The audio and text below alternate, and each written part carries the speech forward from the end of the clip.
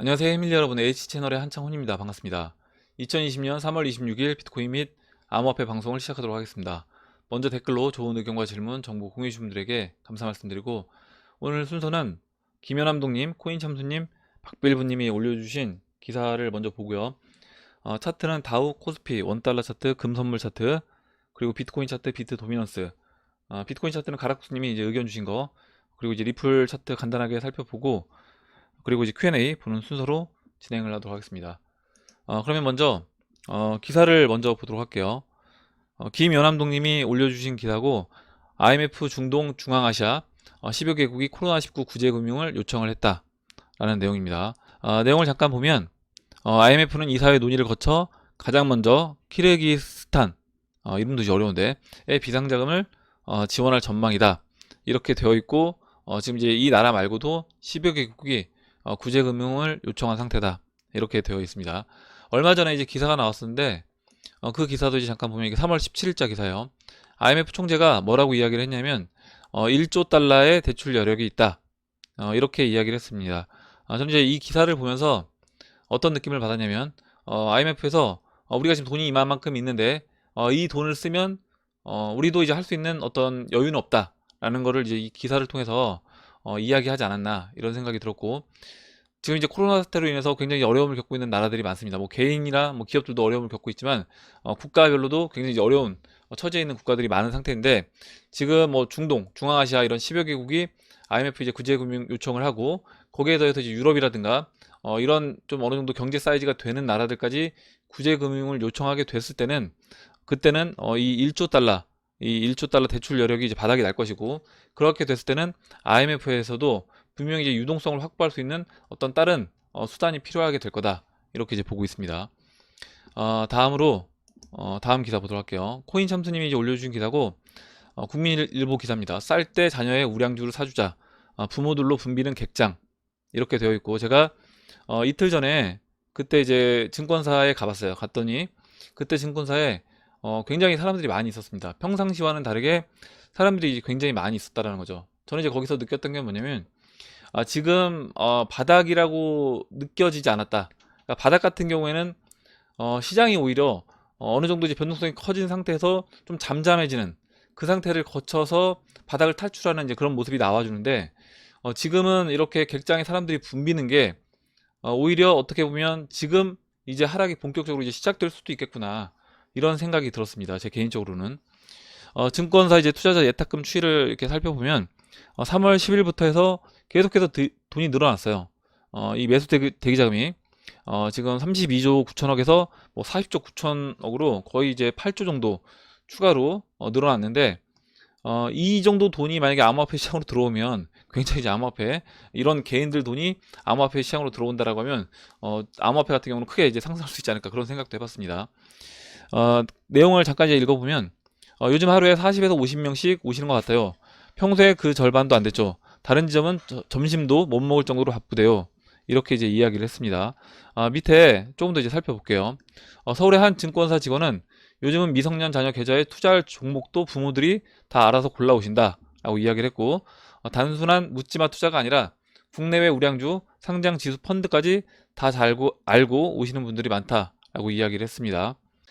이때 그 2008년도에도 이와 이제 비슷한 일이 이제 벌어지긴 했는데, 지금하고 이제 다른 점은 뭐냐면, 지금은 이제 일반 부모들이 자녀들한테 주식을 어떻게 보면 이제 증여하기 위해서 이런 식으로 펀드라든가 우량주 주식을 이제 대신 사주는 이런 일들이 이제 벌어지고 있는 거고, 2008년도 증시가 이제 바닥이었을 때, 그때 당시에는 중소기업이라든가 이제 대기업에서 자기 자녀들이라든가 아니면 손자들에게 주식을 증여하고 또 상속하는 그런 일들이 발생을 했었습니다. 그래서 뭐 그렇게 비슷한 관점에서 본다라고 하면 뭐 비슷한 어떤 일들이 벌어지고 있긴 하지만 그 주체가 좀 다르다, 그때와 지금이 좀 다르지 않나, 이렇게 이제 보고 있고, 만약에 이번 이제 바닥에서 언제가 이제 바닥이 될지 모르겠지만, 다시 한번 2008년도와 같이 뭐 대기업 자녀들이라든가 뭐 손자들에게 이런 주식 증여라든가 이런 상속이 발생이 된다라고 하면,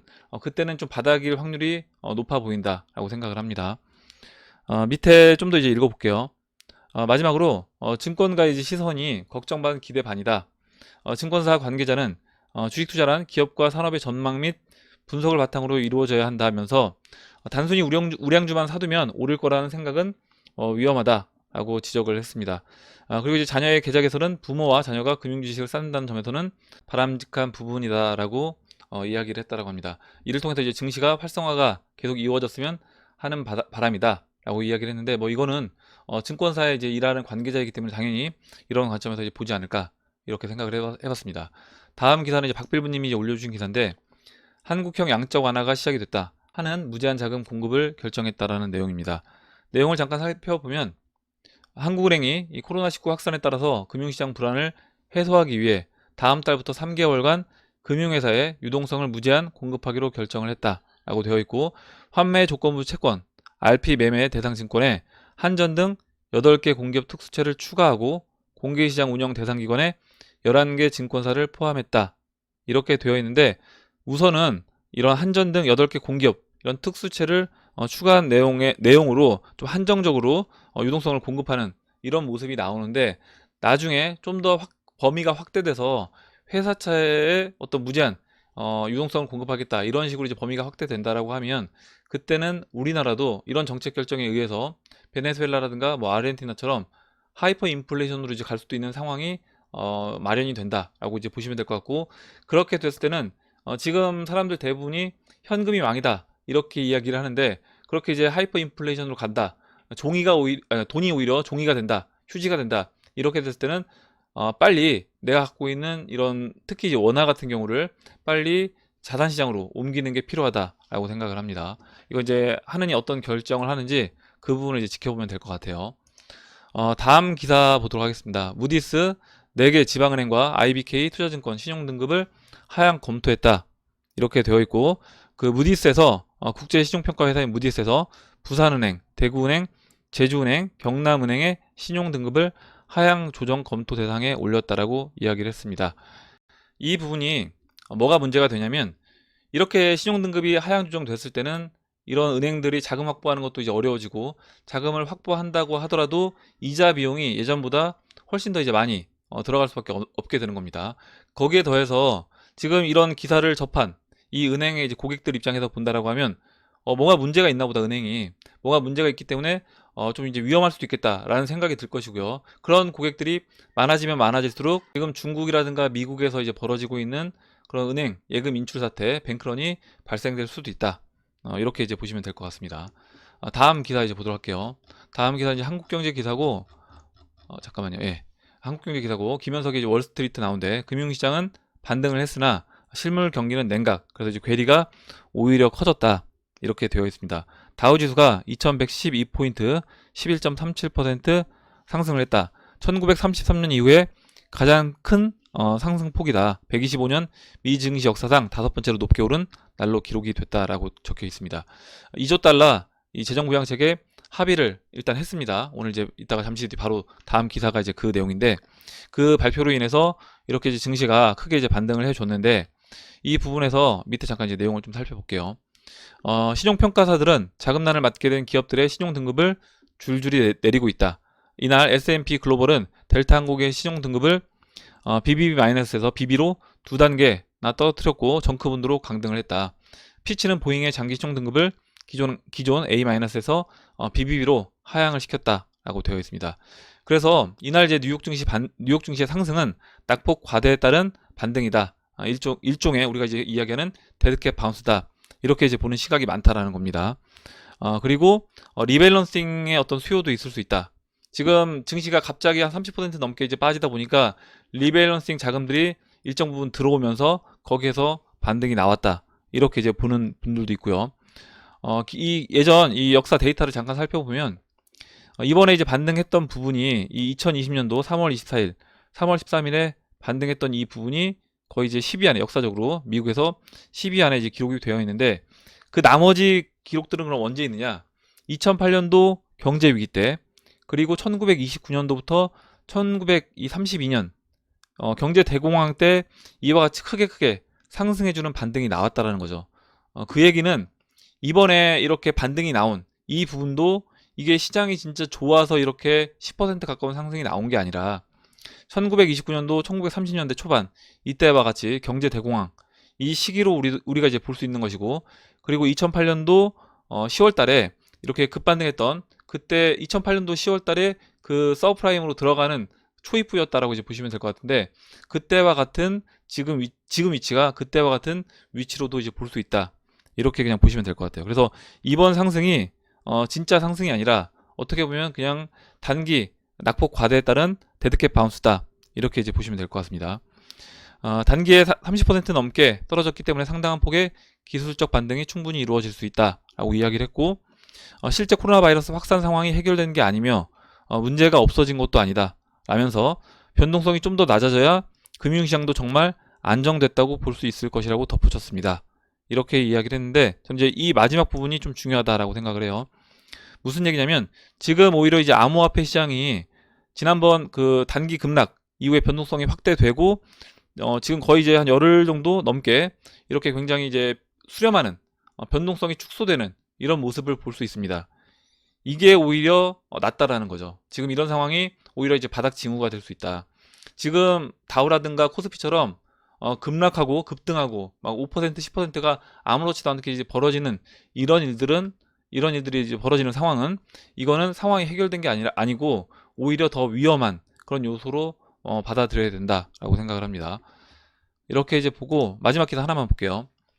미 2조 달러 경기부양책 합의, 성인 1200달러, 어린이 500달러 지급할 듯, 이렇게 되어 있습니다. 그래서 최종적으로 이제 금액은 2조 달러로 경기부양책이 최종 합의가 됐다. 우리가 이제 여기서 이제 기대할 수 있는 건 뭐냐면, 이 2조 달러 합의해서 이 지급하는 이 지급 방법을 어떤 방식으로 이제 지급할 것인가. 어제 미국 민주당에서 이야기했던 그 디지털 달러를 이용해서 지급하게 될 확률이 좀 높다라고 보는데, 그렇게 됐을 때는 암호화폐 시장에도 굉장히 긍정적인 요소로 저는 작용을 할 거다. 이렇게 이제 보고 있습니다. 이렇게 기사를 쭉 살펴보고 다음으로 그러면 다우지수부터 이제 보도록 할게요. 다우지수 지금 21,200포인트고 495포인트 2.39% 상승을 해줬습니다. 지금 이제 이 120월선 지지받고 반등이 나와서 지금 50월선이 지나가는 22,500포인트 정도, 이 정도 위치까지는 반등을 해줄 수 있다라고 보고 있고, 그러면 지금 위치에서 한 1000포인트에서 1500포인트 정도 추가로 이제 상승해 줄 수 있는 여력은 있다. 만약에 그렇다라고 하면 그쯤부터는 갖고 있던, 만약에 미국 주식을 들고 있다라고 하면 정리를 하는 게, 빠져나오는 게 맞다. 그리고 좀 더 안전하게 하고 싶다라고 하면 지금부터도 일정 부분 매도 관점으로 저는 접근하는 게 맞다라고 봅니다. 아까 이제 그 기사에서 봤던 내용 잠깐 살펴보면 1929년도, 30년도, 이 32년도 이때 뭐 9%에서 10% 미국 역사적으로 가장 크게 반등했던 그런 모습들이 나와줬던 구간인데, 1929년도부터 1930년대 초까지 보면 이렇게 채널 바닥까지 계속 내려왔다라는 거죠. 그러면 지금도 이렇게 단기 급락하고 급등하는 이런 모습들이 나오는 거는 지금 이렇게 이제 변동성이 확대된 구간에 있는 거다. 오히려 여기에서 바닥에서 좀 더 시장이 좀 차분하게, 이제 월봉이니까 좀 더 이제 차분하게 시간을 보내면서 에너지를 다시 모으고 그 이후에 상승 출발을 해야 된다라고 생각합니다. 그렇다라고 하면 지금 미국 주식을 혹시라도 이제 들고 있다라고 하면 올라올 때마다 매도 관점으로 접근하는 게 맞지 않나, 이렇게 개인적으로는 생각을 하고 있어요. 이렇게 다우지수 간단하게 살펴보고 다음으로 코스피 보도록 하겠습니다. 코스피 현재 1717 포인트로 12.4포인트 0.73% 상승을 해주고 있고, 오늘 이제 일봉 차트를 열었는데, 일봉 차트 20일 이평선 지금 이게 가파르게 내려오고 있는데, 이 21일 이평선이 1807포인트예요. 1807. 그래서 제가 어제 그 1750포인트 부터 좀 매도 관점으로 접근하는 게 맞다. 분할로 이제 매도를 하는 게, 만약 혹시라도 코스피 주식을 들고 있는 분들이 있다라고 하면 그때부터라도 좀 매도를 하는 게 맞지 않나, 이렇게 이제 보고 있고, 여기서 이제 21선을 넘어간다라고 하면 좀 이제 더 올라간다고 하더라도 이 채널 중심 그리고 이 추세선을 넘기는 쉽지 않아 보입니다. 그 얘기는 뭐냐면, 지금 이제 51이평선이 이렇게 가파르게 내려오고 있는데, 아마도 여기서 이제 21이평선을 돌파해서 안착한다 라고 하더라도 추가적으로 반등을 해줘도 이 내려오는, 다시 이제 51이평선 맞고 다시 재차 하락 흐름으로 진행될 확률이 높다라고 봅니다. 그러면 코스피도 마찬가지로 지금 1750포인트 지금 이제 21선 닿았을 때부터는 경계감을 갖고 매도 관점으로 좀 접근하는 게 맞다라고 보고 있고, 기준점을 잡는 게 이제 필요하겠죠. 만약에 내가 대응을 직접 하겠다라고 하면 기준점을 잡아놓고 그 기준 밑으로 내려가면 뭐 전략 매도한다거나 이런 매매가 좀 적절하지 않나라고 생각을 합니다. 이렇게 이제 코스피 차트를 보고 다음으로 이제 원달러 차트 볼게요. 원달러 차트는 지금 1226원으로 이제 어느 정도 안정된 모습인데, 원달러 같은 경우는 지금 코스피가 다시 재차 하락 국면으로 들어가기 전까지는 지금 1280원을 넘지 않는 이 범위 내에서 계속해서 이제 움직일 거다, 이렇게 보시면 될 것 같습니다. 다음으로 이제 금 선물 차트 볼게요. 지금 온스당 1628달러, 뭐 약보합 상태에 있다, 이렇게 보시면 될 것 같고, 엊그저께 크게 반등을 해서 지난 고점 자리까지 올라온 뒤에 잠깐 이제 쉬어주고 있다, 이렇게 이제 보시면 될 것 같아요. 지금 금 실물 가격이 계속 올라오고 있습니다. 올라오고 있고, 가격을 잠깐 보시면 지금 이 US 클락에서 제공하는 금 실물 가격을 보시면요, 이게 이제 13,000달러, 온스당 13,000달러까지 올라왔어요. 계속해서 지금 올라오고 있는 모습을 볼 수 있기 때문에, 이렇게 된다라고 하면 금 선물도 지금 약간 뭐 쉰다고 하더라도 그 이후에 이제 방향성은 어느 정도 상승 방향으로 계속해서 이제 진행이 될 거라고 보고 있습니다.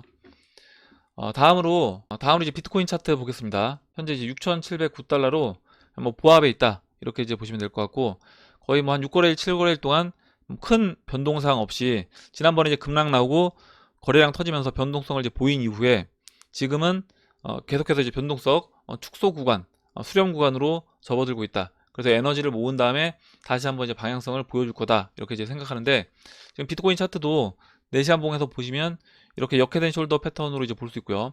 지금 이제 오른쪽 어깨가 어느 정도 완성이 됐기 때문에, 마찬가지로 비트코인도 비트코인 지금 리플 차트 둘 다 뭐 동일한 움직임으로 이제 진행이 되고 있습니다.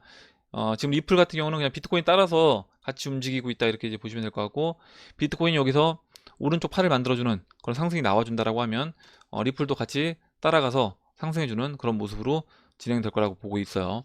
우선은 이 7,700달러를 넘어가는 모습이 나와줄 필요가 있다, 이렇게 이제 보시면 될 것 같고, 비트코인 차트 보고 그러면 가락국수님이 비트코인 차트 의견 주신 거를 바로 이제 그러면 보도록 하겠습니다. 읽어볼게요. 더 큰 하락이 있는 게 아니냐 하는 의견도 있지만, 제 생각엔 지금이 최고 저점 두 번째라고 생각합니다. 하락이 있더라도 아래 꼬리로 다시 올라올 것 같습니다. 왜냐면 로그 차트 저점을 깨지 못할 것으로 생각합니다. 차트당 반감기 펌핑이 이상하게 안 보이니 어찌 될런지 궁금하기도 합니다. 7월 이전에 알트의 펌핑이 일어나야만 7월 중순부터 시작으로 상승 예상으로 1번, 내년 2번까지 로그 차트상에서의 비트 상승 곡선을 이어나갈 것으로 개인적으로 생각합니다. 7월 중순으로 잡은 이유는 10월, 내년 3월이 최고 저점이라고 판단해서 기준을 삼고 그 전에 상승 곡선을 그려야 하므로 가정해둔 겁니다. 지금 차트에서는 9,500까지 오르고 내려가는 시나리오나, 아니면 오르고 내리고 반복 횡보하다가 상승하는 두 가지가 있을 수 있다고 생각합니다. 이렇게 적어주셨고, 올려주신 차트를 잠깐 보겠습니다. 전체적인 이제 그림을 이렇게 그려주셨는데, 2012년도부터요. 전체적인 그림을 보면 이렇게 큰 상승을 이렇게 커브 형태로 표현을 해 주셨습니다. 그리고 이렇게 아래에 또 이렇게 커브를 저점을 잇는 이런 커브 형태의 추세선을 이렇게 이제 그려주셨는데, 보시면 이번에 지금 이 커브, 파란색 이 커브 라인을 깨고 내려간 이 부분, 이게 이제 두 번째 최저점이 될 수 있다. 2008년도 말, 2009년도 초와 같은, 죄송합니다. 2018년도, 2019년도 초와 같은 최저점이 이번에 어떻게 보면 이제 나왔다, 이렇게 이제 보고 계신 것 같고, 그 이후에는 이와 같은 형태로 이제 진행될 수 있다라고 보신 것 같아요. 뭐냐면 지금 이런 패턴이 반복이 된다. 이렇게, 그러면 지금은 어디 위치에 있느냐? 이 두 파란색, 이 커브가 만나는 이 구간 안에서 이렇게 이제 에너지를 모으면서 저점을 높여 나가고, 그 이후에 다시 이렇게 이제 발산하는 형태로 진행이 되지 않겠냐, 이렇게 이제 보신 것 같습니다. 두 번째 그림은 이제 이 구간을 확대한 그림이라고 보시면 될 것 같고, 이 구간에서 먼저 이제 상승해주고 저점 1번 지점까지 다시 눌러주는 이런 모습으로도 뭐 진행될 수 있고, 또 다른 그림, 좀 더 확대된 그런 그림을 보면 이 안에서 이렇게 이런 삼각 수렴하는 이런 형태로 에너지를 모으고 그 다음에 또 상승해주는 그런 모습으로도 진행이 될 수 있겠다.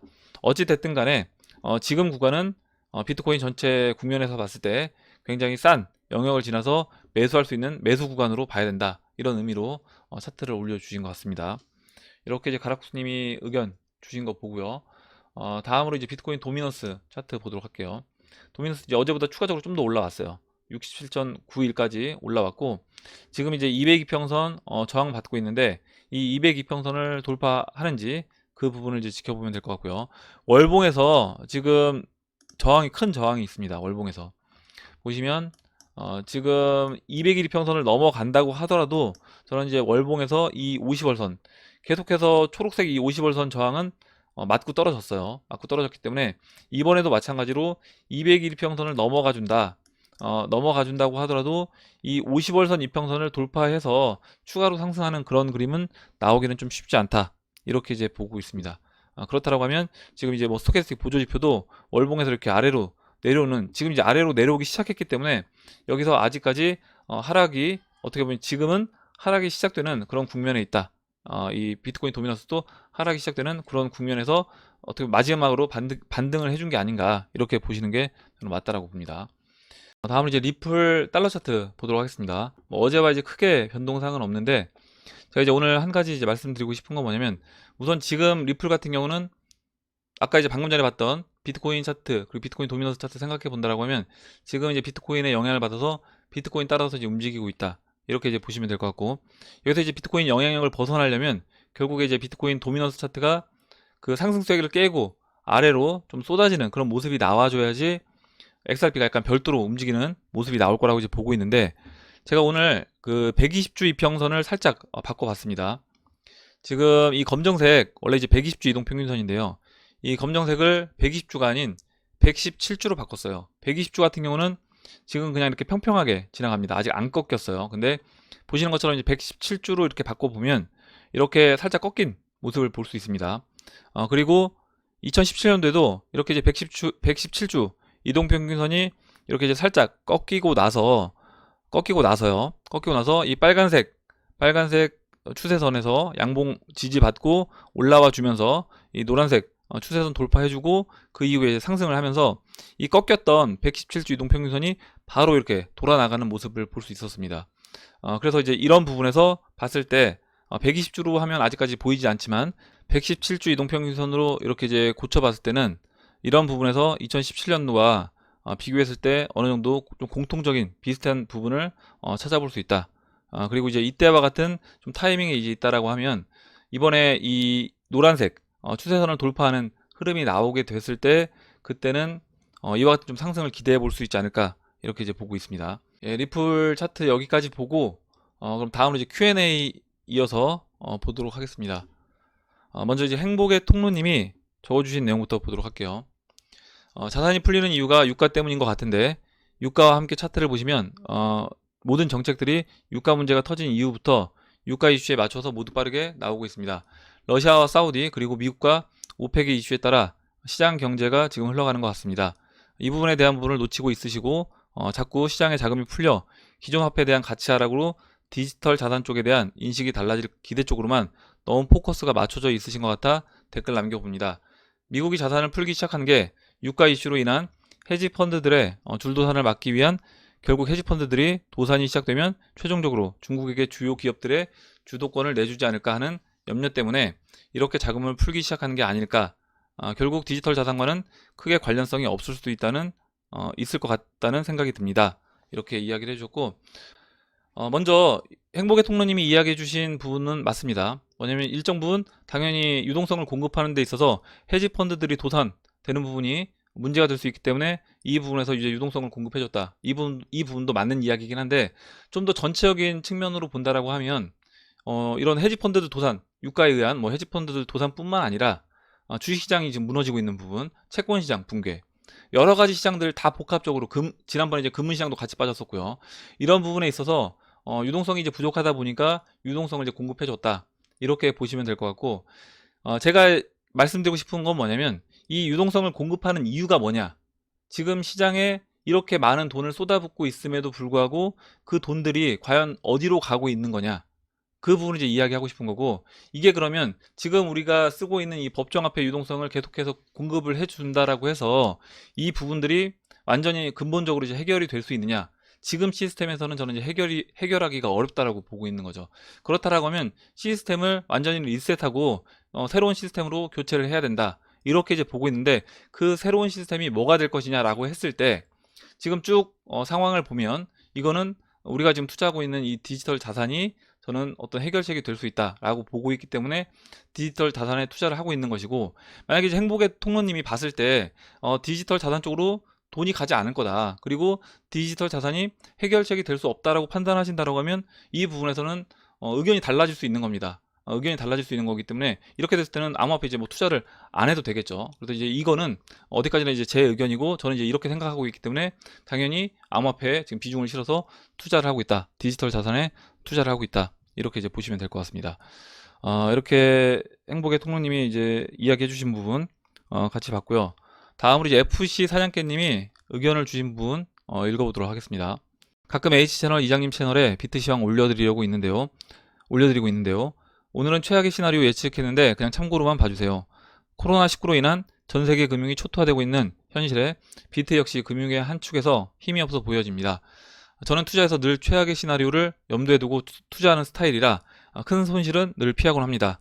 비트 주봉상 역시 힘이 없으며 월봉 볼리저 밴드 하단 원화 250만원 부근까지 내려올 수도 있겠구나 생각되는군요. 비트가 이 단가로 내려오게 되면 리플은 65원, 이더는 5만원 부근이 될 듯 합니다. 개인적 최악의 시나리오니 참고로만 해주세요. 당분간 한 달 추세를 지켜보면 대략 답은 나올 듯 하네요. 모두들 건승하세요. 투자란 때론 때를 기다리며 기회를 포착하는 게 중요합니다. 투자란 타이밍의 예술이다, 이렇게 적어주셨고요. 아마 이렇게 보시는 분들 많이 계실 겁니다. 지금 시장이 지금 시장 위치가 굉장히 좀 불안한 그런 위치로 이제 보고 계시고, 추가로 더 하락할 수 있다, 이렇게 이제 보시는 분들도 많이 계시고요.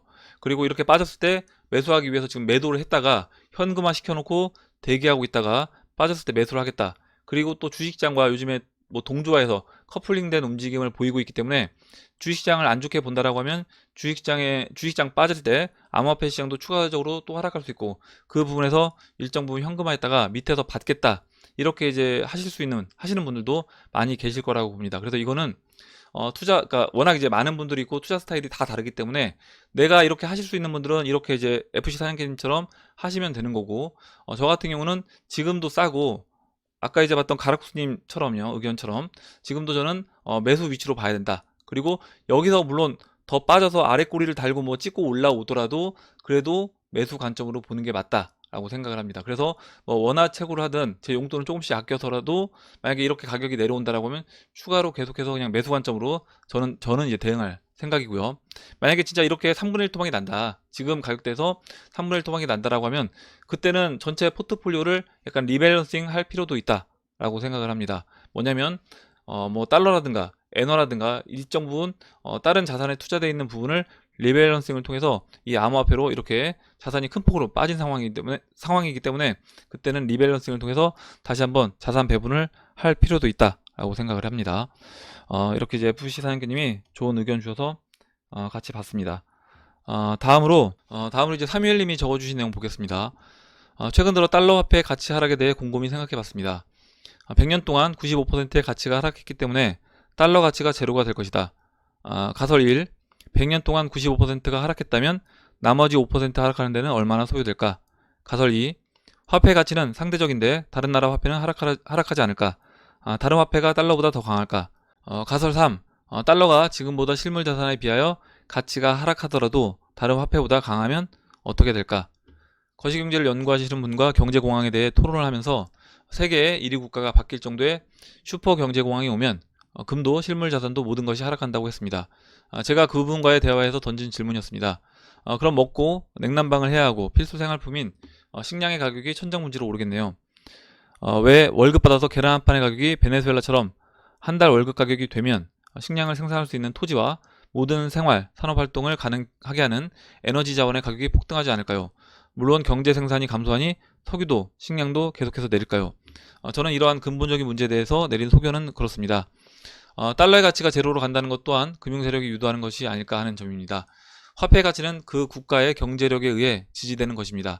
그렇다면 극심한 공황 상태에서 경제와 금융 시스템이 위축되겠지만 자급자족이 가능한 유일한 국가, 미국의 달러가 다른 화폐에 비하여 가치가 사라질 것인가? 저는 절대로 불가능하다. 오히려 다른 나라의 화폐가 제로로 수렴하는 것이 훨씬 빠를 것이다 라는 점입니다. 그 상태가 되면 달러가 초강세가 될 것이다. 그럼 미국의 달러 부채는 어떻게 하는가? 이런 문제에 봉착합니다. 암호화폐를 통하여 미국의 부채를 해결하는 게 아니라 가설의 하나입니다. 중국 폐렴에 대한 손해배상을 청구하여 중국이 절대로 갚지는 않겠지만 미국 국채와 독재자들의 해외 자산을 동결한다면 아마도 바로 6조에서 7조 달러 이상은 될 겁니다. 달러로 결제를 못해 중국의 해안에 유조선이 그대로 서 있는 경우도 있었습니다. 양적 완화를 통하여 달러를 빌려주고 이자를 20% 가정입니다.로 받으면 어떻게 될까요? 또 다른 가설 중입니다. 미국이 달러로 갚지 않고 식량이나 현물로 교환하는 경우는 어떻게 될까요? 극단적인 경우 모든 자산의 가치가 하락하면 식량은 가격이 상승할 수 있습니다. 대체물이 없기 때문입니다. 금본위제를 하다가 금이 부족하니 금을 지금 못하겠다고 선언해 버렸습니다. 다른 나라는 억울한데 가만히 있었습니다. 전쟁을 할 수도 없었으니까요. 미국의 부채 23조 달러는 그렇게 대수롭지 않은 금액이라는 생각을 하게 됐습니다. 화폐 가치가 급속히 하락하게 되면 23조 달러 별거 아닐 것 같다는 생각이 자꾸 제 혼자 생각입니다. 달러의 가치가 10배 하락하고 다른 나라 화폐가 20, 30배 하락하면 23조 달러는 2.3조 달러밖에 되지 않는 것이죠. 통합 팽창으로 그 부채는 의미 없는 수준으로 낮아지게 됩니다. 암호화폐가 부채를 해결하기 위한 유일한 수단이 될 것이다 라는 부분에 근본적인 의문을 가지면서 생각해 본 것입니다. 맞다 오르다의 문제가 아니라 이런저런 생각을 그저 공유해 보는 것입니다. 이렇게 적어주셨고, 저도 이제 이런 질문을 하고 그 질문에 대해서 또 답하고 생각하고 이런 부분이 저도 이제 중요하다라고 생각을 합니다. 그리고 만약에 내가 이렇게 쭉 생각을 해봤는데 암호화폐는 진짜 답이 아닌 것 같다. 디지털 자산은 답이 아닌 것 같다 라고 판단한다라고 하면 내가 이제 투자하고 있는 부분을 철회를 해서 지금 다른 부분으로 전 투자를 해야 된다라고 이제 보고 있어요. 그리고 이제 사무엘님이 처음에 이제 이야기해 주셨던 부분을 잠깐 생각해 본다라고 하면 첫 번째로 이 95%가 하락했고 나머지 5%가 하락하는데 얼마나 소요될까? 이 부분에 있어서 이게 이제 뭐 단기간에 저도 마무리가 된다라고 생각하지 않습니다. 충분히 시간이 걸릴 것이고 지금 우리가 그 스테이블 코인, 뭐 테더라든가 USDC라든가 여러 가지 이런 스테이블 코인들을 달러를 기반으로 한 스테이블 코인 사용하는 것처럼 이런 게 같이 사용이 될 것이다. 이렇게 이제 보고 있습니다. 다만 이렇게 같이 병행돼서 사용이 되다가 어느 정도 충분히 가치 하락이 나타나고 암호화폐로 이제 이전이 어느 정도 가치가 이전됐다라고 하면 그때는 자연스럽게 그 화폐 단위가 예전에 제가 말씀 잠깐 드렸던 것처럼 화폐 단위가 달러와 지금 암호화폐 단위, 뭐 XRP로 이야기한다라고 하면 뭐 드랍이 되거나 비트코인으로 이야기한다라고 하면 뭐 사토시 개념으로 이런 식으로 이제 병행해서 사용이 되다가 어느 순간에는 그냥 암호화폐 단위로 이야기를 해도 사람들이 다 이해를 하는 그 수준이 되면 그때는 이제 자연스럽게 사라질 수가 있지 않나. 근데 이제 그 기간이 단기간에 끝나진 않을 거다. 이렇게 저도 이제 보고 있습니다. 두 번째로 화폐 가치는 상대적인데 다른 나라 화폐는 하락하지 않을까요? 당연히 다른 나라 화폐가 훨씬 더 빠른 속도로 화폐 가치가 하락할 거다. 그거는 예전에 제가 우리나라 화폐와 달러 비교해서 이제 설명을 드렸고 우리나라 원화 같은 경우는 이미 이제 98% 넘게 화폐 가치가 하락했다. 이렇게 이야기를 했고요. 달러 대비해서 봤을 때 그나마 상대적으로 강세를 띄었던 거는 엔화밖에 없었다. 이렇게 이제 보시면 될 것 같아요. 그 얘기는 뭐냐면 달러 같은 경우는 이제 기축통화다 보니까 결국에 달러는 인플레이션을 계속해서 이제 미국은 수출하는 그런 형태로 진행이 되고 인플레이션 수출을 통해서 경제적으로 약한 나라들이 먼저 하이퍼 인플레이션을 겪을 수밖에 없다. 이렇게 보고 있습니다. 그래서 살아남더라도 마지막까지 그 일루미너티 화폐 카드에서 그 달러 그 다음에 이제 엔화 이렇게 남았기 때문에 그리고 그 다음에 있는 가장 큰 물고기를 암호화폐를 이제 보고 있잖아요. 그래서 이제 그런 부분에서 생각해 본다라고 하면 달러와 엔화가 그래도 우리가 쓰고 있는 법정화폐에서는 마지막까지 살아남지 않겠냐 이렇게 이제 보고 있습니다. 그리고 이제 마지막으로 달러가 지금보다 실물 자산에 비하여 가치가 하락하더라도 다른 화폐보다 강하면 어떻게 될까? 달러가 뭐 엔화를 제외한다라고 하면 다른 어떤 화폐보다도 마지막까지 살아남는 화폐가 될 거다. 방금 전에 이제 말씀드렸던 것처럼 그렇게 이제 보고 있고 그리고 이제 그 미국 정부가 이제 지고 있는 빚은 물론 이제 뭐 다른 중국이라든가 일본이라든가 다른 나라가 이제 미국채를 갖고 있기 때문에 그 부분에서 일정 부분 이제 채권자이기도 하지만 가장 큰 채권자는 페드입니다. 그래서 이제 페드에 대한 그 페드가에 진 그 23조 달러의 빚을 갚아야 된다. 갚아야지 이게 끝이 난다. 라고 생각하고 있어요. 이렇게 좋은 의견을 줘서 다양한 이제 이야기를 해봤고, 이건 사실 뭐 정답이 없기 때문에 이렇게 그냥 다양한 관점에서 저는 이제 이야기를 해보는 게 중요하다라고 생각을 합니다. 이렇게 보고 다음으로 이제 푼푸크님이 적어주신 내용 보도록 할게요. 최대한 줄여서 작성했습니다. 주식, 원물과 희귀금속에 쏠린 것을 볼 수 있다. 아마도 장기화를 생각하는 모습인 것 같습니다. 달러로도 막을 수가 없는 국가들은 엔화로 눈길을 돌리는 것 같습니다. 국내 이미 8천억 달러를 모두 소비하지 않을 것이라고 예상했는데요. 낙하산 전문가들의 주장이지만 그렇다면 그렇겠죠. 전부 긁어서 나오는 1조 달러를 모두 소비할 것이라는 걱정하는 상황에서 엔화도 빌려야 한다는 내용을 언급 중입니다. 그냥 말들이 나오는 건 없다고 보는 입장입니다. 그런데 중요한 것은 다음으로 무제한 공수표를 사용할 것도 염두에 두었다는 내용입니다. 왜 그럼 빠져나갈 돈이 없는데 캐나다 달러까지 사용할 것을 생각할까요? 비트는 2분기, 3분기를 좋게 보는 세력이 많습니다. 경제를 따라서 움직이는 방향성이 다른 방향성을 보일 때가 다가올 것 같습니다. 채굴 산업의 채굴장과 채굴기의 30에서 50%의 단기적 구조조정을 받았으며 5,500, 5,600달러를 저점으로 판단했던 세력들이 4,000달러까지도 생각한다는 소문입니다. 순간적 하한선을 너무 낮게 안 잡으셔도 될 것 같습니다. 최근 알트 소식은 눈에 들어오지 않네요. 각국 통화 기반이나 거래소 코인으로 자금이 대부분 이동 중이라 내부에서 계속 돌리는 것이 현금화하는 것보다는 좋다는 판단을 확실하게 내린 것 같습니다.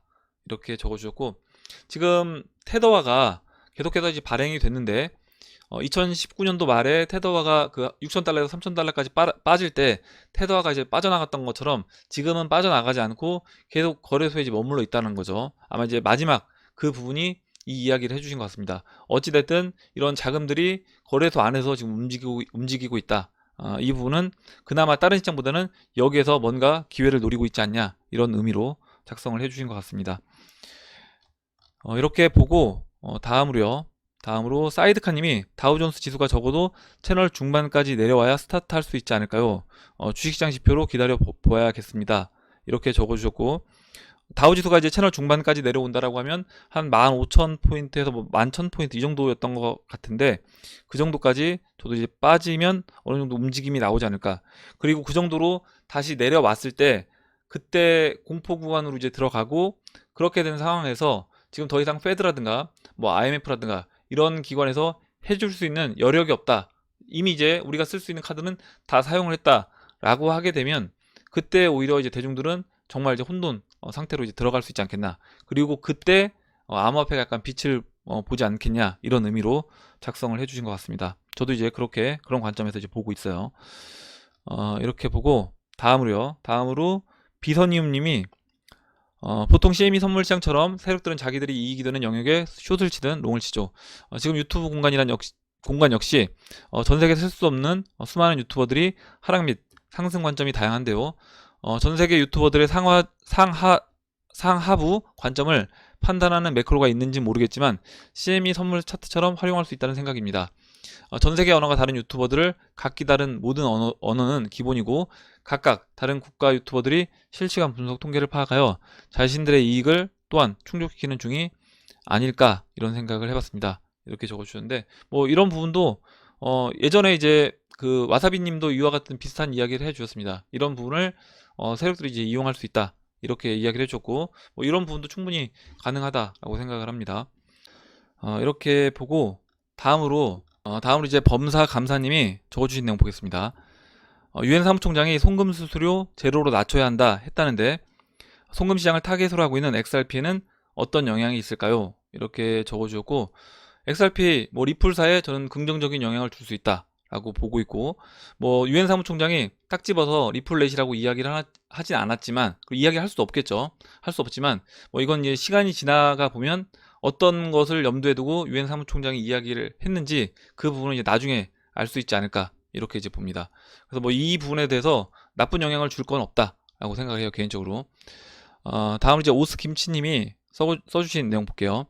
같이 사는 친구 녀석이 은행을 다니는데 어제 같이 뉴스를 보다 제가 농담으로 이게 다 일루미너티가 만든 거야 라고 했더니 그 친구가 받아서 이야기를 하기에 이 모든 게 지금 통화정책에서 크립토커런시로 옮겨가게 하려는 의도라는 루머가 있다며 이야기하길래 깜짝 놀랐네요. 코인 1도 모르는 친구도 저도 이야기한 적 없던 거라 그냥 웃고 넘겼는데 진짜 대중이 깨달을 때가 멀지 않았나 봅니다. 이렇게 적어주셨고, 저도 이제 이 부분이 중요하다라고 생각해요.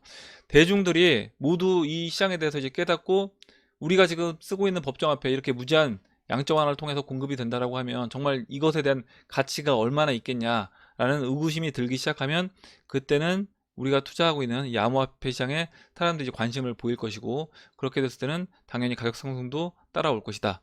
이렇게 이제 보고 있습니다. 이렇게 좋은 경험담을 이제 적어주셔서 같이 이제 읽어봤습니다. 다음으로 도널드 트럼프님이 적어주신 내용 볼게요. 저의 의견은 전 세계가 바이러스로 인해 더 좋지 않은 상황으로 가고 있는데 각 나라의 금융시장마저 셧다운이 된다면 암호화폐로 몰리는 현상이 일어나지 않을까요? 365일 열려있는 암호화폐 시장으로 말이죠. 낙담은 이르지만 분명 좋게 흘러가리라 생각이 됩니다.